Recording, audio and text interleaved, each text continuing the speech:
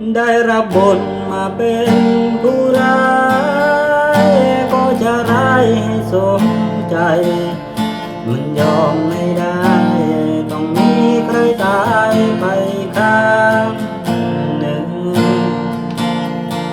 จะไม่ยอมให้เธอได้กันเมื่อฉันไม่ได้ไม่มีทางจะคอยขัดขวางทางรักของเธอครับเขาจะคอยก่อการร้ายเป็นตัวอันตรายให้เธอไม่อยู่ดีจะใส่ร้ายไปสิให้เธอนี่ไม่สุขใจเมื่อเห็นเธอกับเขารักกันแล้วมันปวดใจก็เพราะฉันนั้นทนไม่ไหว